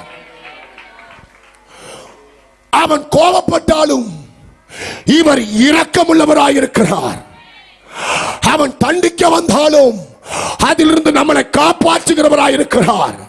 அவன் நரகத்திலே தள்ள நினைத்தாலும் அதிலிருந்து நம்மளை நித்திய பரலோகத்திற்கு அழைக்க இயேசு சித்தமுள்ளவராயிருக்கிறார். கையை உயர்த்தி சொல்லுங்க. இது ஒரு நல்ல ஒரு பயங்கரமான வசன ஆழம் நிறைந்த ஒரு நல்ல சப்ஜெக்ட். என்ன செய்ய, அந்த சாட்சியை நான் கம்ப்ளீட் பண்ணணுங்கிறதுக்காக நான் போராடிட்டு நிற்கிறேன். அல்லேலூயா. ரைட். தகப்பனார் வந்தார். சொல்லுங்க, அப்பா கையில என்ன கொடுக்கப்பட்டது? பைபிள். பைபிளை எடுத்துக்கொண்டு 8 கோயில் தர்மகத்தா நமச்சிவாயம் வீட்டுக்குள்ளே வருகிறார். பைத்திய சுகமானது. ஊரே ஆச்சரியப்படுகிறது. பாருங்க இவருடைய அன்பு, இவருடைய இரக்கத்தை பாருங்க. வீட்டுக்குள்ள வந்தார். ஆமென். 33 கோடி தேவர்களை வழிபட்டோம். அந்த போட்டோ எல்லாமே இருக்கு. அவைகளை பார்த்தார். கையில் இருக்கிற வேதத்தை பார்த்தார். எங்களை பார்த்து அப்பா சொன்ன பைத்திய சுகமாகி பைபிளை கையில தூக்கி முத அப்பா சொன்ன வார்த்தை, யாரும் இயேசுவை நம்ப கூடாது என்று சொன்னார். அடுத்த வார்த்தை சொன்னார், அந்த 33 கோடி தேவர்கள் பார்த்து, இவர்களுக்காக வாழ்ந்தேன், இவர்களுக்காக உழைத்தேன், இவர்களுக்காக திருவிழாக்கள், பூஜைகள், நேர்ச்சைகள், இரத்த பலிகள், இவர்களுக்காக எத்தனை பூஜைகள், இரத்த பலிகளை செலுத்தினேன். ஆனால் இவர்கள் எல்லாம் என்னை கைவிட்ட போது இவர் என்னை காப்பாற்றினது உண்மையானால் யார் இந்த இயேசு? 8 கோயில் தர்மகத்தா நமச்சிவாயம் பைத்திய சுகமாகி கையிலே பைபிளை எடுத்துக்கொண்டு முதல் நமசிவாயம் கேட்ட கேள்வி, பைத்திய குணமானதுமே பெந்தகோஸ்தே மார்க்கத்துக்குள்ள போகல, வியாதி சுகமானதுமே பைபிளை கையில தூக்கல, அற்புதம் நடந்ததுமே எங்க குலம், எங்க கோத்திரம், எங்க பாரம்பரியம் தூக்கி பின்னால போன. ஆனால் நமசிவாயம் கேட்ட கேள்வி என்ன தெரியுமா? யார் இந்த இயேசு? உலகத்தின் சரித்திரத்தை இருகுறாக பிரிக்க வந்த சரித்திர நாயகன். பாவம் வேறு, பரிசுத்தம் வேறு, நரகம் வேறு, பரலோகம் வேறு, இருள் வேறு, வெளிச்சம் வேறு என்று இந்த உலகத்துக்கு எடுத்து காண்பித்த ஒரு சரித்திர புயல் நான் அறிவிக்கிற ஆண்டவராகிய இயேசு கிறிஸ்து. கையை உயர்த்தி சொல்லுவோம். விபச்சாரம் பண்ணாத என்று சொல்லுவது மதமாற்றமா? குடிச்சு உன் குடியை கெடுக்காத என்று சொல்வது மதமாட்டமா? அடுத்தவன் சொத்தை ஆட்டைய போடாதடா, இதுக்கு பெயர் மதமாட்டமா? அடுத்தவனுக்கு அநியாயம் செய்யாத, இதுக்கு பெயர் மதமாட்டமா? அடுத்தவன் குடும்பத்தை கெடுக்காத, இதற்கு பெயர் மதமாட்டமா? அல்லேலூயா. பைத்திய குணமானதினால், அற்புதம் நடந்ததினால் நாங்க இந்த பைபிளை தூக்கல. நமசிவாயம் கேட்ட முதல் கேள்வி, யார் இந்த இயேசு? சொன்னார், நான் சொல்ல வரைக்கும் யாரும் அவசரப்பட்டு சர்ச்சுக்கு போக கூடாது, பைபிள் எடுக்க கூடாது. பைத்திய குணமாகி முதலாவது அப்பா பைபிளை எடுத்து தன்னுடைய அறையிலே போய் வேதத்தை முதலாய் திறந்து படித்தார். ஏற்கனவே ரிக் வேதத்தை கற்றவர், சாம வேதத்தை படித்தவர், அதர்வன வேதத்தை படித்தவர், யசுர் வேதத்தை படித்தவர். இப்ப 5வது வேதமாகிய பரிசுத்த வேத புஸ்தகத்தை திறந்தார். அல்லேலூயா. ஏன்? இதுக்குள்ளதான் அன்பு இருக்கு, இதுக்குள்ளதான் இரக்கம் இருக்கு, இதுக்குள்ளதான் சத்தியம் இருக்கு, இதுக்குள்ளதான் நித்தியம் இருக்கு, இதுக்குள்ளதான் ஜீவன் இருக்கு, இதுக்குள்ளதான் உண்மை இருக்கு. சாமவேதம் நமசிவாயத்தை காப்பாற்றல, அதர்மண வேதம் நமசிவாயத்தை காப்பாற்றல, ரிக் வேதம் நமசிவாயத்தை காப்பாற்றல, யசூர் வேதம் நமசிவாயத்தை காப்பாற்றல. நமசிவாயத்தை காப்பாற்றின ஒரே ஒரு வேதம் நாங்கள் 3வது நாளாய் அறிவித்துக் கொண்டிருக்கிற இயேசு கிறிஸ்துடைய இந்த சுவிசேஷ வார்த்தை. இன்றைக்கு ராத்திரி நீ இந்த சுவிசேஷத்தை கேட்டு பாவத்தை விடுவாயானால், ரட்சிக்கப்படுவாயானால், மனம் திரும்புவாயானால், பாசுரத்திலே போய் அவன் ஞானஸ்நானம் எடுத்து ஆவிக்குரிய சபைக்கு போவாயானால், இந்த வேதம் சொல்லுகிற பரலோக ராஜ்யத்தை, நித்திய ராஜ்யத்தை நீ சுதந்தரிக்க ஆண்டவர் உனக்கு உதவி செய்வார். கர்த்தருக்கு மகிமை. ரூமுகளை போனார். ஏற்கனவே 4 வேதங்களை கற்ற நமசிவாயம் 5வது வேதத்தை திறந்தார். 5வது வேதமாகிய பரிசுத்த வேதாகமத்தை திறந்து அப்பா படிக்க ஆரம்பித்தார். அப்பா படிக்க ஆரம்பித்து ஆமென், அந்த டிஸ்ட்ரிக்ட்ல முதல் பிராமணனாய் இயேசுவை ஏற்றுக்கொண்டு வேதத்தை படித்து ஆமென் முதல் மேகசின் பத்திரிகை எழுதினார். ரூம்ல போய் பைபிளை படித்தார். ரிக்வேதம் சொல்லுகிறது, வணங்குவாய் ஜெகஜோதி ஒருவனாகி மனுக்குலத்துக்கு மனிதனாய் அவதரித்தவரை வணங்கு. வணங்கடா வெளிச்சத்தை, வணங்கடா மனுக்குலத்துக்கு மனிதனாய் அவதரித்து வணங்கடா. ஆமென், வணங்கடா வெளிச்சத்தை வணங்கு. யார் அந்த வெளிச்சம் என்று வேதத்தை திறந்து பார்த்தா இயேசு சொன்னார், நானே உலகத்துக்கு வெளிச்சமாய் இருக்கிறேன். வணங்குவாய் ஜெகஜோதி ஒருவனாகி மனுக்குலத்துக்கு மனிதனாய் அவதரித்தவரை வணங்கடா. யாரு இந்த மனுக்குலத்திற்கு? ரிக்வேதம் 38ஆம் அத்தியாயத்தில் இந்த வார்த்தை இருக்கிறது. யார் இந்த மனுக்குலத்துக்கு மனித அவதாரம் எடுத்தது என்று நமசிவாயம் பைபிளை திறந்து பார்த்தா இயேசு சொன்னார், உலகத்தின் பாவத்தை சுமந்து தீர்க்க வந்த தேவ ஆட்டுக்குட்டி நானே. படித்தோம். அற்புதம் நடந்ததினால் நாங்க சர்ச்சுக்கு போகல.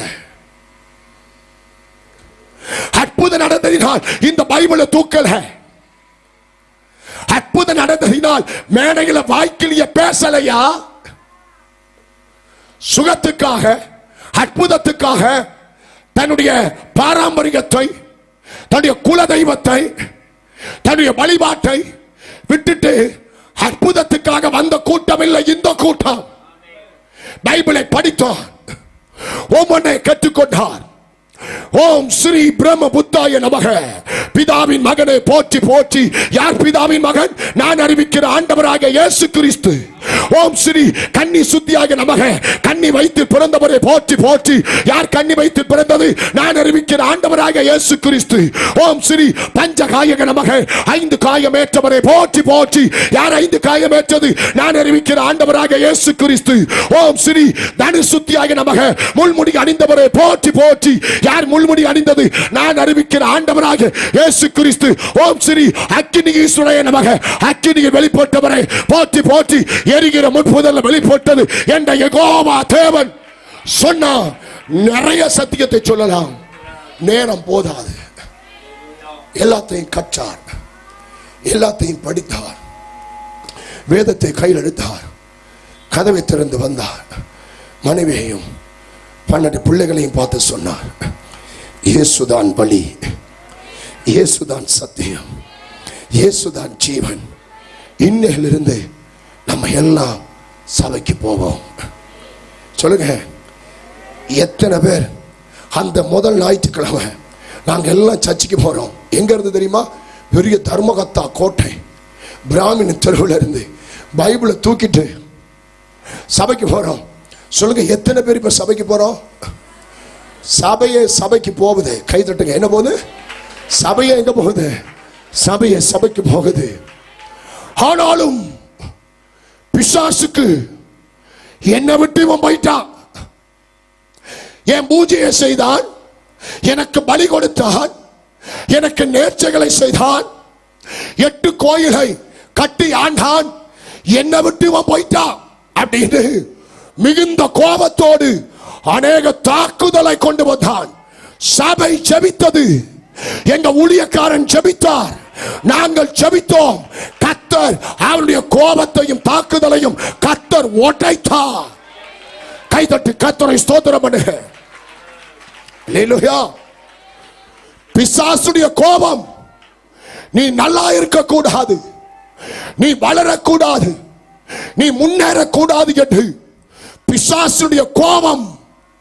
ஆனால் இந்த 3 நாள் கன்வென்ஷன் கூட்டத்திலே கர்த்தர் சொல்லுகிறார், இதுவரைக்கும் உங்க குடும்பத்தை உங்க வாழ்க்கையை கெடுத்து சீரழித்து அடித்து மேலே வர முடியாதபடி முன்னேற முடியாதபடி சொந்த இடம் வாங்க முடியல, வீட்டை கட்ட முடியல, தொழிலை தொடங்க முடியல, பிசினஸ்ல முன்னேற்றம் இல்ல, சபையில் அறுவடை இல்ல, எத்தனை கோபத்தோடு உன்னை தாக்கினானோ இன்றைக்கு ராத்திரி கர்த்தருடைய பெரிதும் பயங்கரமான உக்கிரக நேரம் நாள் வருகிறது.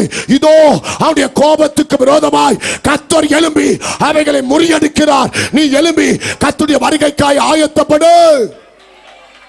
நல்லா 2 கையை தட்டி உரத்த சத்தத்தோடு ஆண்டவருக்கு ஒரு மகிமை செலுத்தும். அல்லேலூயா. சுகம் உண்டாச்சு. குடும்பத்தோட சபைக்கு போனோம். எங்க அப்பா குடும்பத்தோட ரட்சிக்கப்பட்டோம். பாவத்தை அறிக்கை செய்தோம். பாஸ்டர் சொன்னார், இயேசு உண்மையான தெய்வம் என்று நீங்க விசுவாசிக்கிறீங்களா? விசுவாசிக்கிறோம். இயேசு உண்மையான தெய்வம் என்று நீங்க நம்பின ஒரே மாசத்துல எங்களுக்கு ஊழியக்காரன் ஞானஸ்நானத்தை ஆயத்தப்படுத்தினார். என்ன செய்ய போறீங்க? பதில் சொல்லுங்க. ஐயா, அவர்தான் கடவுள்னு தெரிஞ்சு போச்சு, அவர்தான் நித்திய தெய்வம்னு தெரிஞ்சு போச்சு, இதுக்கு மேல நாங்க தாமதிக்க மாட்டோம் என்று அப்படியே என் தகப்பனார் குடும்பத்தோடு அர்ப்பணித்தார். ஊழியக்காரர் எங்களுக்கு ஞானஸ்நானத்தை கொடுத்தார். இன்றைக்கு எங்களுக்கு ஒரு நம்பிக்கை இருக்கிறது. இன்றைக்கு ராத்திரி கண்ணை மூடினாலும் எங்களுக்கு நித்திய நரகம் அல்ல, எங்களுக்காக ஆண்டவராக இயேசு கிறிஸ்து ஆயத்தப்படுத்தி வைத்த அந்த நித்திய வீட்டில் எங்களுக்கு ஒரு இளைப்பாறுதலை வாசஸ்தலத்தை வைத்திருக்கிறார். மறுபடி அப்பா வீட்டுக்கு வந்தார், மறுபடி சம்பாதித்தார். ஆரம்பத்தில் 8 கோயிலை ஆட்டையை போட்டு சம்பாதித்தார். இப்ப இயேசுவின் பிள்ளை நேர்மையா சம்பாதித்து அவர் சம்பாதித்த முதல் பணத்தில் மனைவி பிள்ளைக்கு வீடு கட்ட காணி வாங்காம அந்த பிராமண தெருவிலேயே ஆண்டவர் கண்டு ஒரு இடத்தை வாங்கி ஒரு ஆலயத்தை கட்டி ஜெப ஆலயம் என்கிற பெயரை போட்டு ஒரு ஏழை பாஸ்டரை கூப்பிட்டு அந்த பாஸ்டர் கையில அந்த சர்ச்சை கொடுத்து இன்றையிலிருந்து இந்த சபையை நடத்த சொன்னார். இன்றைக்கு அந்த சபை மூலமாக ரட்சிக்கப்பட்டவர்கள் உலகமெங்கும் பரவி இருக்கிறார்கள். பிசாசுடைய கோபத்திற்கு நீங்கள் இரையாக கூடாது. பிசாசின் கோபத்திற்கு நீங்கள் பலியாக கூடாது. பிசாசின் கோபத்திலே நீங்கள் தண்டிக்கப்படக்கூடாது என்று சொல்லிதான் இந்த மனுஷனை கர்த்தர் இந்த தேசத்தில் எழுப்பி கற்ப வேதனையோடு அநேக லட்ச செலவோடு இந்த கூட்டத்தை கர்த்தர் ஏன் இத்தனை பிரயாசம் தெரியுமா? பிசாசுடைய கோபத்திற்கு நீ பலியாக கூடாது என்று சொல்லிதான் கர்த்தர் இத்தனை வாய்ப்பை உனக்கு தந்திருக்கிறார். இன்றைக்கு ராத்திரியே பாவத்தை விட்டு மனம் திரும்பு. கையை உயர்த்தி சத்தம் ஆரம்பிச்சு. ஆனாலும் அப்பாவுக்கு திருப்தி இல்லை. செய்திக்குள்ள போக முடியல, வருகை தாமதித்தால் ஆயுசு நாட்களை கூட்டி தந்தாள். ஆமென். இந்த செய்தியை நாம் தொடரலாம். இல்ல அதுக்குள்ள ஏசப்பா வந்துட்டாருன்னா இந்த பிரசங்கமே தேவையில்லையே. அல்லேலூயா. அங்க போனதுக்கு அப்புறம் என்னதுக்கு பிரசங்கம்? அல்லேலூயா. இங்க இருக்கும் வரைக்கும் தான் திருந்தி வாழ்வதற்கு பிரசங்கம். ஆமென். அங்க போனதுக்கு அப்புறம் பிரசங்கம் தேவையில்லை. சபையை கட்டினாலும் அப்பாவுக்கு திருப்தி இல்லை. ஒரு உயிருள்ள பலியை ஆண்டவருக்கு நான் கொடுக்கணும்னு சொல்லி அவருக்கு பிறந்த 12வது மகனாகிய என்னை ஊழியத்திற்காக வளர்த்தார். ஒரு பணக்கார பாஸ்டரை என்னை கொண்டு போய் விட்டா கஷ்ட நஷ்டம் தெரியாம வளருவான்னு சொல்லி ஒரு ஏழை பாஸ்டரை, அம்மா அப்பா யுத்தத்தில் செத்து போன 40 பிள்ளைகளை வளர்க்கிற ஏழை பாஸ்டரை என்னை கொண்டு போய் சபையில விட்டு நான் செத்தாலும் என் மனைவி செத்தாலும் என் குடும்பத்தில் நல்லது கெட்டு நடந்தாலும் இவன் வீட்டு பக்கமே வரக்கூடாது, இன்னையிலிருந்து இவன் ஜெப வீட்டு பிள்ளை என்று இந்த சபையிலே தாரவாத்து கொடுத்துட்டு வந்தான்.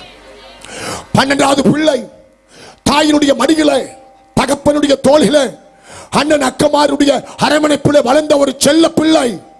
ஆனால் அம்மாவை விட்டு, அப்பாவை விட்டு, அண்ணா அக்காவை விட்டு பிரித்து என்னை எங்கோ ஒரு இடத்துல, கண்காணாத இடத்துல ஒரு கஷ்டப்படுகிற பாஸ்டர் கையில என்னை கொண்டு போய் விட்டார். அங்கிருந்து ஊழியத்தில் ஜெபத்தோடு வளர கர்த்தர் உதவி செய்தார். ஆனால் பிசாசுக்கு தெரியும், தாயின் வயிற்றிலே 12வது மகனாய் இவன் பிறந்திருக்கிறான், இவன் நிமித்தமாய் எனக்கு பெரிய ஆபத்து இருக்கிறது, இவன் தப்பக்கூடாது, இவனை அடிக்கணும், இவனை கொல்லணும், இவன் மேல வந்துட்டான், எனக்கு பிரச்சனை என்று சொல்லி நான் மேல வர முடியாதபடிக்கு அவன் கோபத்தோடு அவன் தாக்கினான். ஆனால் அதற்கு மறு தாக்குதலை இங்கால இருந்து இந்த சைடு உள்ளவர் மறு தாக்குதலை தாக்கினார். இன்றைக்கு அவன் வெட்கப்பட்டான். ஆனால் நாங்கள் தலை கர்த்தர் உதவி செய்தார். ஆசீர்வாதம் வேணுமா? இவர் கோபப்படாத வாழ்க்கை வாழ. பரலோகம் போகணுமா? இவர் கோபப்படாத வாழ்க்கை வாழ. அல்லேலூயா.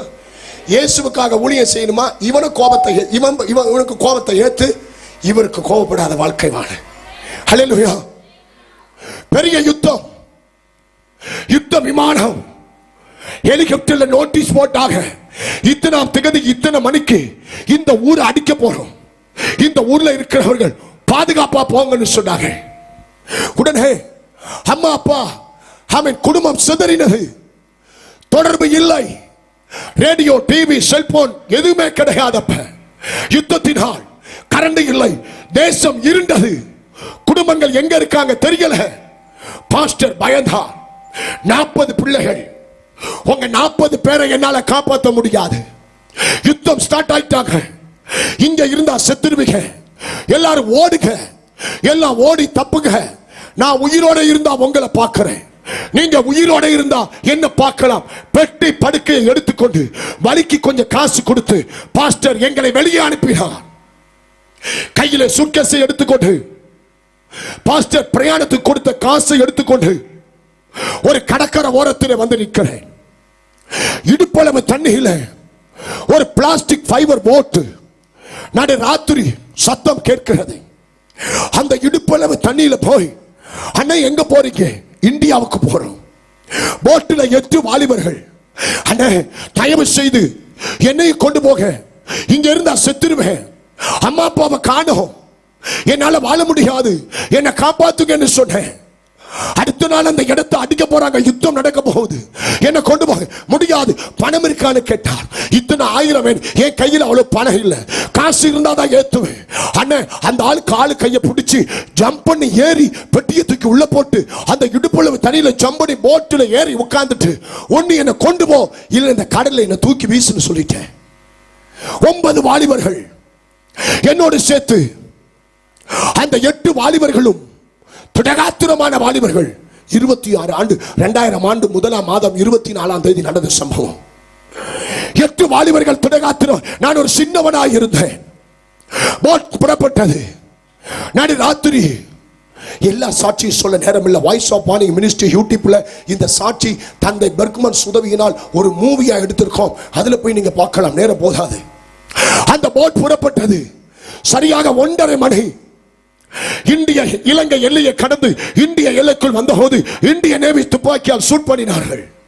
அந்த 8 பேர், ஆமே ஸ்தோத்திரம், போட்டினுடைய ஓனர் சொன்னார், இந்தியா ஷூட் பண்ணது, நேவி ஷூட் பண்றாங்க, திரும்புவோம்.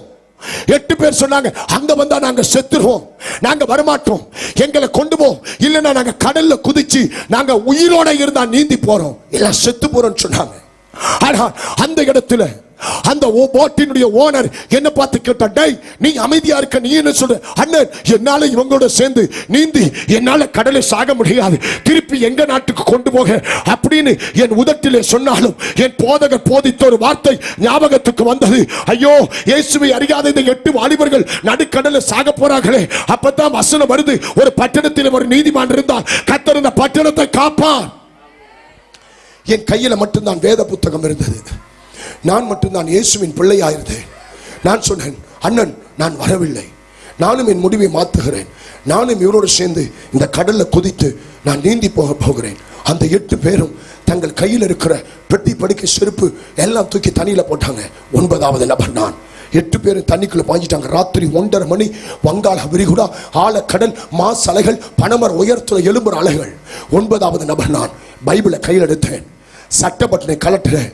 பைபிள், சின்ன பைபிள், ஒரு பிளாஸ்டிக் கவர்ல சுத்தினேன். சட்ட பட்டனை கலட்டி பனியனுக்குள்ள பைபிளை போட்டு, கவனிமா கவனி, இங்க கவனி ராசா, வயிறு வலிக்க கத்துறேன். பனியனுக்குள்ள பைபிளை போட்டு சட்டையை இறுக்கி கட்டிட்டு அந்த போட்டினுடைய மரண விளிம்பில் இருந்து ஒரு பொருத்தனை பண்ணினேன். அன்புள்ள இயேசுவே, என்னோடு சேர்ந்து இந்த 8 வாலிபர்கள் உயிரை காப்பாற்றி தனுஷ்கோடி தீவிலே என்னை சுகமாய் கொண்டு போய் விட்டால் நான் சாகும் வரைக்கும் இயேசு ஜீவிக்கிறார் என்று நான் சுவிசேஷத்தை அறிவிப்பேன். அன்றைக்கு எடுத்த தீர்மானம் இன்றைக்கு இந்த இடத்தில் வந்து நிற்பதற்கு கர்த்தர் உதவி செய்தார். அல்லேலூயா சொல்லுங்க. ஆமே ஸ்தோத்திரம். ராத்திரி 1:30 மணி, ஆழ கடல், இருண்ட கடல்ல நீந்திக்கிட்டு இருக்கோம். கொஞ்ச நேரத்துக்கு அப்புறம் பார்த்தா 8 பேரை காணோம். அவர்கள் முன்னேறி விட்டார்கள். நான் தனி மனிதன், கையில பலன் இல்ல, கால்ல பலன் இல்ல, இருதயத்துல பலன் இல்ல, தாகம் ஒரு பக்கம், பசி ஒரு பக்கம். அண்ணே அண்ணே காப்பாத்துங்க ப்ளீஸ், முன்னேறி போறீங்க, என்ன கொண்டு போங்க, நான் சாக போறேன், யாராச்சும் இருக்கீங்களா? யாருடைய சத்தம் எனக்கு கேட்கல. அவ்வளவுதான், நான் சாக போறேன். ஒரு பெரிய ராட்சத அலை எழும்பி என் கழுத்துல ஒரே அடி, சமுத்திரத்தின் ஆழத்துக்குள்ள போறேன். அவ்வளவுதான். நான் நினைச்சேன், இனி எங்க அம்மா பார்க்க முடியாது, எங்க அப்பா பார்க்க முடியாது, நான் தப்ப முடியாது, நான் சாக போறேன். இந்த உடம்பு ஏதோ ஒரு கரையில போய் சரீரம் ஒதுங்க போகுது. அந்த அலை அடித்து ஆழத்துக்குள்ளே கொண்டு போகும் போது, ஆமே ஸ்தோத்திரம், என் போதகர் போதித்த அடுத்த வசனம் ஞாபகத்துக்கு வருகிறது. தேவனே, சமுத்திரத்தின் ஆழத்திலே படுக்கை போட்டா நீ அங்கே இருக்கிறீர். அந்த வசனத்தை நினைத்த அடுத்த நிமிஷம் என் பைபிள் பனியனுக்குள்ள கிடந்த வேத புஸ்தகம் 66 புஸ்தகம் ஒரு பிளாஸ்டிக் ஃபைபராக, ஆமே, ஒரு பலூனாக என் வயித்தை அழுத்தினது. என் சட்டை காலரை பிடித்து ஏதோ ஒன்று கடிக்கிறது, ஏதோ ஒன்று இழுக்குது. ஆமே, அப்பொழுதுதான் நான் நினைச்சேன், அவ்வளவுதான், ஒரு மிருகம், ஒரு கடல் திமிங்கலம் என்ன சாப்பிடுது, நான் சாக போறேன், என்ன விழுங்க போகுது. என் சட்டை காலரை பிடித்து ஒரே இழுவை நான் மயக்கம் அடைந்தேன். நான் மயக்கம் அடைந்து கண்களை திறந்து பார்த்தா உங்க நாடு இந்திய தேசத்தின் ராமேஸ்வர தனுஷ்கோடி தீவிலே சுகத்தோடு, பலத்தோடு, ஆரோக்கியத்தோடு, ஜீவனோடு பரிசுத்த ஆவியானவரால் இழுத்து கரை சேர்க்கப்பட்டேன். கைதட்டி இங்க போய் சொல்றோம், உங்களுக்கு போய் சொல்றோம் பாரு இந்த சாட்சியை. நல்லா கைதட்டி கர்த்தரை துதிங்க, நல்ல உற்சாகமா ஸ்தோத்திரம் பண்ணுங்க.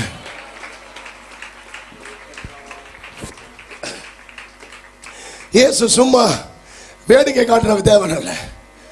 சும்மா அந்த ஜீ கும்பா மாதிரி ஆமென் பேசிட்டு போகல.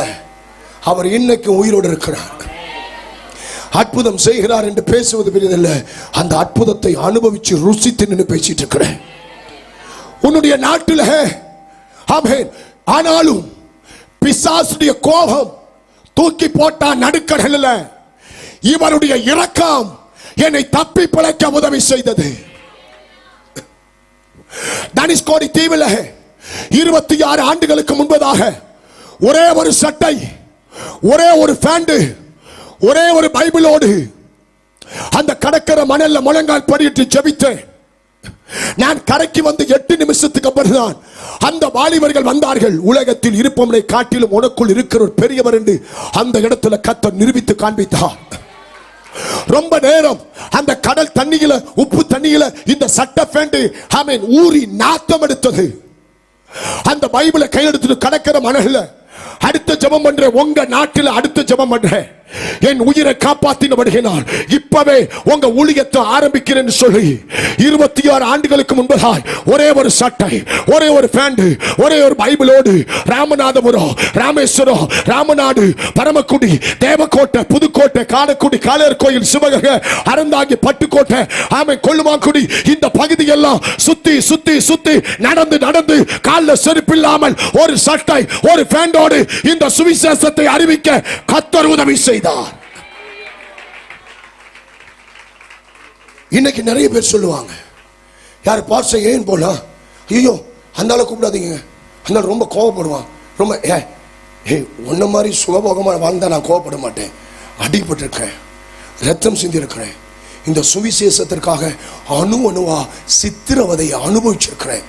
அதனால விசுவாசி கொஞ்சம் பெசகனா கூட என் கண்ணில் பட்டா விடவே மாட்டேன். அல்லையா சொல்லுங்க பார்க்கலாம்.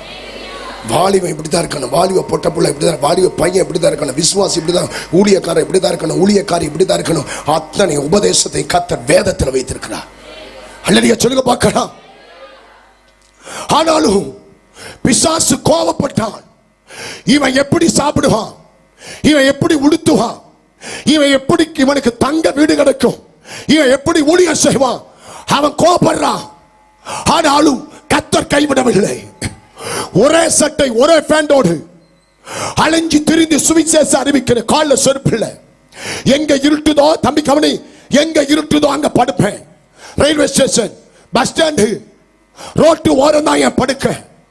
இந்த நாட்டில் ட்ரெஸ் கொடுக்க எனக்கு யாரும் இல்லை, சாப்பாடு கொடுக்க யாரும் இல்லை, செலவுக்கு பணம் கொடுக்க யாரும் இல்லை. உனக்கு எல்லாமே இருக்கு. நீ ஆண்டவருக்காக கர்த்தருடைய சுவிசேஷத்தை நீ அறிவிக்கணும்.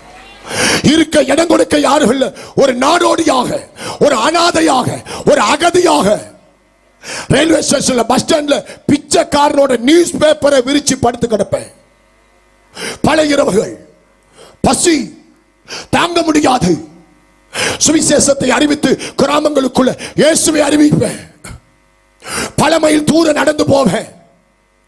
நல்ல காய்ச்சல், ரோட்டு ஓரத்தில் மரத்து கீழே 8 மணி படுத்திருக்கேன். ஒருத்தர் வந்து புது போர்வைய, தம்பி உன்னை பார்த்தா பாவமா இருக்கடா, இந்த போர்வையை விரிச்சுக்கோ இல்ல போத்திக்கோ, 2 செயலை அப்படியே வச்சிருந்து அடுத்த நாள் அந்த போர்வையை கொண்டு போய் ஒரு சிஸ்டர்ட்ட, துணி தைக்கிற சிஸ்டர்ட்ட கொடுத்து, சிஸ்டர் இந்த போர்வையில 2 பை தச்சு கேட்டேன்.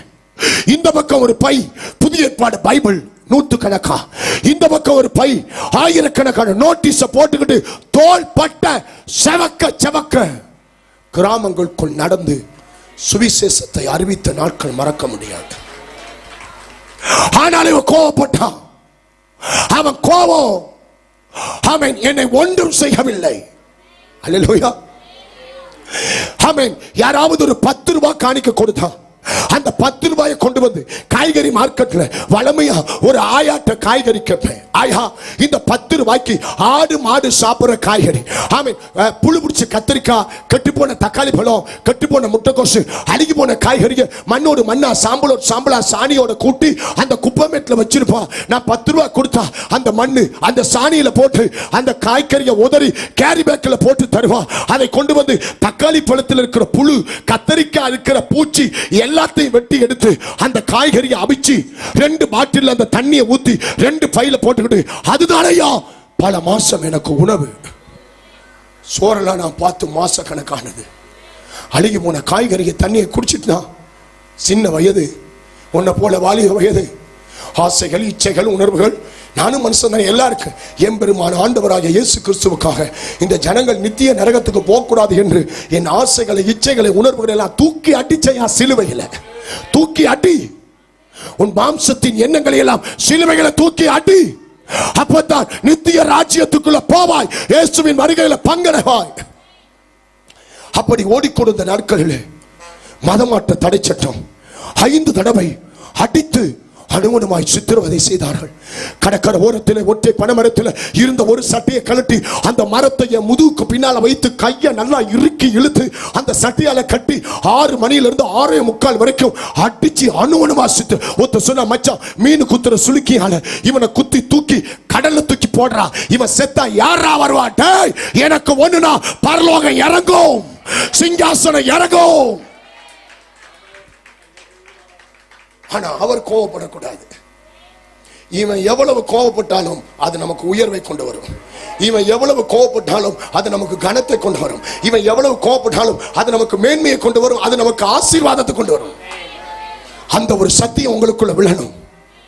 ஆமே, ஸ்தோத்திரம். 6:45 வரைக்கும் அடிச்சு சித்திரவதை. பொழுது இருட்டுகிறது, நிலவு தோண்டுகிறது. 2 பேர் உடம்புள்ள மரம், அந்த உடம்புள்ள மரத்தில் பெரிய இரும்பு கூடு, அந்த எறும்பு கூட்டை கொண்டாந்து என் தலையில உடைச்சு போட்டு ஓடிட்டான். கை கட்டப்பட்டவனா, சட்டை இல்லாம பேண்டோடு கையை இறுக்கி கட்டியிருக்கான். அடியின் வேதனை ஒரு பக்கம், எறும்பு கடியின் வேதனை ஒரு பக்கம்.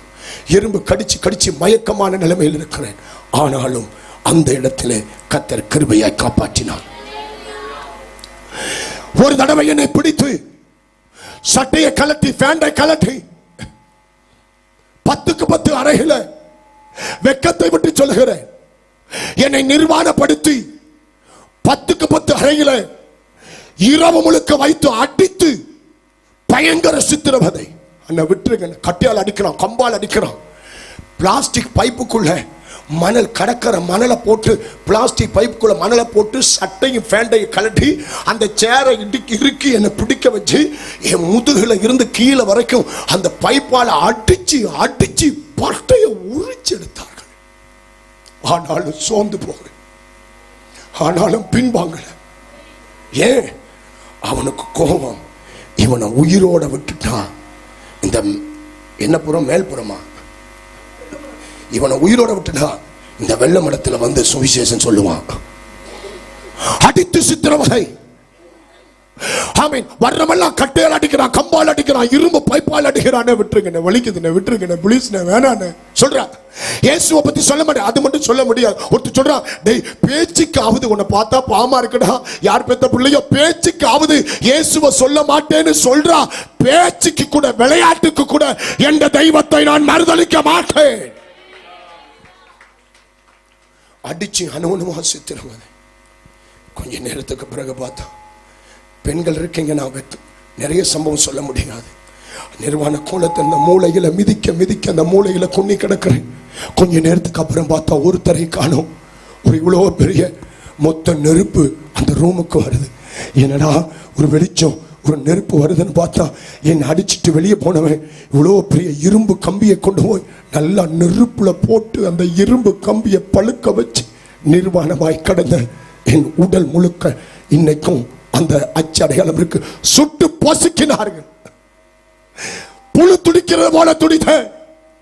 ஆனால் இயேசு சொன்னார், பச்சை மரத்துக்கு இந்த பாடு கண்டால் பட்ட மரம் உங்களுக்கு எத்தனை? ஏன் அவனுக்கு என் மீது இவ்வளவு கோபம்? இவனை விட்டுட்டா தேவ ராஜ்யத்தை கட்டுவான், சபைகளை கட்டுவான், சுவிசேஷம் அறிவிப்பான். வாடானி. இப்ப 2 கேஸ் நடந்துட்டு இருக்கு. கலங்கலங்க, பயப்படலங்க.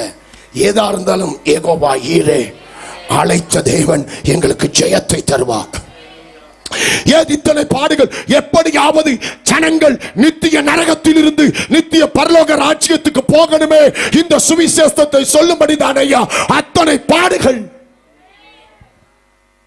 உனக்கு 2 மணி நேரம் சபையில உட்கார இடுப்பு வலிக்குது, 3 மணி நேரம் சபையில உட்கார முடியல, எந்திரிச்சு பாதியில ஓடுற, பாதியில போறவெல்லாம் அவன் இடுப்பு செத்தவன், அவன் சரியான விசுவாசியே கிடையாது. அல்லேலூயா சொல்லுங்க. பிரசங்க கேட்க தைரியம் இல்லாதவன் இடுப்பு எலும்பு செத்தவன். இடுப்பு எலும்பு செத்தவனை வைத்து தேவன் ஒன்னும் செய்ய மாட்டான். அல்லேலூயா. அத்தனை வேதனைகள் நெருப்புல சுட்டு பொசுக்கி நிர்வாணமா கிடக்கிற 10-14 பேர் அந்த இருட்டு அறையில டபுள் ஜீரோ செல்போன் டார்ச்சை அடித்து என்னை சுட்டு பொசுக்கி நிர்வாணமா நடுங்கி குன்னி வேதனையில துடிச்சிட்டு இருக்கிற 10-15 பேர் என் கட்டத்தில் வந்து எல்லாரும் என்னை சுத்தி வெக்கத்தை விட்டு சொல்றேன், அவர்கள் டவுசரை கவுத்து என் உடம்புல 10-14 பேரும் யூரினை பாஸ் பண்ணினார்கள். தலையில இருந்து கால் வரைக்கும் அந்த யூரின் என் உடலை நனைத்தது. அந்த நெருப்பு சுட்ட இடத்துல எல்லாம் அந்த யூரின் பட்ட போது எரிவு என்னால தாங்க முடியல, வாட தாங்க முடியல. இருந்தது ஒரே ஒரு சட்டை, இருந்தது ஒரே ஒரு பேண்ட். ஆனாலும் சோர்ந்து போகவில்லை, ஆனாலும் கலங்கவில்லை. பாண்டிச்சேரியில 2 வெடிகுண்டு அடித்தார்கள். வெடிகுண்டு அடித்தவன் உயிரோடு இல்லை. நான் இன்னைக்கு உயிரோடு இருக்கிறேன். வெட்டு கத்தி வீச்சருவாளோடு என் தலைக்கு விலை பேசி வெட்ட விரட்டின ரவுடி உயிரோடு இல்லை. நான் உயிரோடு இருக்கிறேன். ஒரே ஒரு சத்தியம், இயேசுவின் நாமத்தில் சொல்கிறேன், இத்தனை விதத்துல இவன் மேல வரக்கூடாது, இவன் முன்னேறக்கூடாது, இவன் ஊழியம் செய்யக்கூடாது, இவன் சபை நடத்தக்கூடாது, சுவிசேஷ அறிவி. அவன் அத்தனை கோபப்பட்டோம், அத்தனையும் கர்த்தர் எங்களுக்கு சாதகமாய் மாற்றினார். கையை உயர்த்தி அல்லேலூயா சொல்லுங்க. ஆனபடியினால் என்னால நீங்க மன்னித்துக் கொள்ளுங்க, என்னால இந்த சத்தியத்துக்குள்ள போக முடியல, நேரம் முடித்தது. ஆனபடியினால் இன்றைக்கு ஒரு தீர்மானம் எடுங்க. இந்த பக்கம் நித்திய நரகம், இந்த பக்கம் நித்திய பரலோகம். ஆமென், ஸ்தோத்திரம். நித்திய பரலோகம் போகணும்னா பாடுகள் உண்டு, நெருக்கம் உண்டு, போராட்டம் உண்டு, உபத்திரவம் உண்டு, சித்திரவதை உண்டு. ஆனால் அதன் நடுவிலே கர்த்தர் நித்திய மகிமையை இயேசு உங்களுக்கு வைத்திருக்கிறார். நல்லா தின்னலாம், நித்திய நரகம். நல்லா தின்னலாம், நல்லா குடிக்கலாம், நல்லா உலகத்தை அனுபவிக்கலாம், நல்லா உடுத்தலாம், ஆடம்பரமாய் வாழலாம், இஷ்டத்துக்கு எப்படி வேணாலும் இருக்கலாம். அங்கே நித்திய நரகம். அல்லேலூயா. அங்கே அவியாத அக்கினி, இங்கே கர்த்தரை துதிக்கும் உயர்த்தும் சத்தங்கள். ஆனபடியினால் பிரியமான கர்த்தருடைய பிள்ளையே, ஒன்று இயேசுவின் கோபம் வருவதற்கு முன்பதாய், ஆமென் ஸ்தோத்திரம், அடுத்து பிசாசின் கோபம். ஆமென். இந்த இரண்டு கோபத்தின் நடுவிலே மானிடன் நிற்கிறான். ஆனால் கர்த்தர் இன்றைக்கு அழைக்கிறார். ஆமென். பிசாசின் கோபம் பரவாயில்லை, ஆண்டவர் கோபப்படாத அளவுக்கு ஒரு பரிசுத்த வாழ்க்கை வாழ்ந்து அந்த நித்திய பரலோக ராஜ்யத்திற்கு போவதற்கு நீங்கள் ஆயத்தமாக வேண்டும். கையை வைத்து சொல்லுங்க.